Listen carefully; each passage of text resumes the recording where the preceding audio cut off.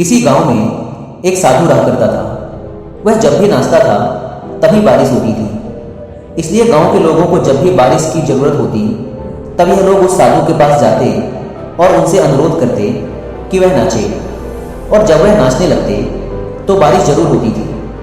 कुछ दिनों बाद 4 लड़के शहर से गांव में घूमने आए। जब उन्हें यह बात पता चली कि किसी साधु के नाचने से बारिश होती है तो उन्हें यकीन नहीं हुआ। शहरी पढ़ाई लिखाई के घमंड में उन्होंने गांव वालों को चुनौती दे दी कि अगर हम भी नाचेंगे तो बारिश होगी, और अगर हमारे नाचने से बारिश नहीं हुई तो साधु के नाचने से भी बारिश नहीं होगी। अगले दिन सुबह सुबह गांव वाले उन चारों लड़कों को लेकर साधु के कुटिया के पास पहुंचे। गांव वालों ने साधु को सारी बात बताई। फिर उन लड़कों ने नाचना शुरू किया। पहले लड़के ने नाचना शुरू किया। आधा घंटा बीत गया। फिर पहला लड़का थक कर बैठ गया, पर बादल नहीं दिखे। कुछ देर बाद दूसरे लड़के ने नाचना शुरू किया और 1 घंटे बीतते बीतते वह भी थक कर बैठ गया।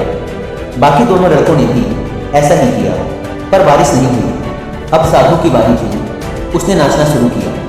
1 घंटा बीत गया, पर बारिश नहीं हुई। साधु फिर भी नहीं रुका। वह नाचता रहा। नाचते नाचते 2 घंटे बीत गए, पर बारिश नहीं हुई। 4 घंटे बीत गए, पर बारिश नहीं हुई। लेकिन साधु तो रुकने का नाम ही नहीं ले रहा था। धीरे धीरे शाम ढलने लगी कि तभी बादलों की गड़गड़ाहट सुनाई दी और थोड़ी देर बाद जोरों की बारिश होने लगी। यह देखकर चारों लड़के दंग रह गए और तुरंत साधु से क्षमा मांगी। फिर चारों लड़कों ने साधु से पूछा, बाबा, भला ऐसा क्यों कि हमारे नाचने से बारिश नहीं हुई और आपके नाचने से बारिश हो गई? साधु ने उत्तर दिया, जब मैं नाचता हूँ तो 2 बातों का ध्यान रखता हूँ। पहली बात तो मैं यह सोचता हूँ कि अगर मैं नाचूंगा तो बारिश को होना ही पड़ेगा, और दूसरी यह कि मैं तब तक नाचूंगा जब तक कि बारिश ना हो जाए। सफलता पाने वाले में भी यही गुण विद्यमान होता है।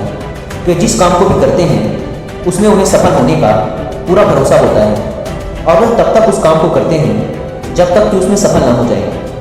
इसलिए अगर हमें सफलता हासिल करनी है तो इस साधु की तरह ही अपने लक्ष्य को प्राप्त करना होगा।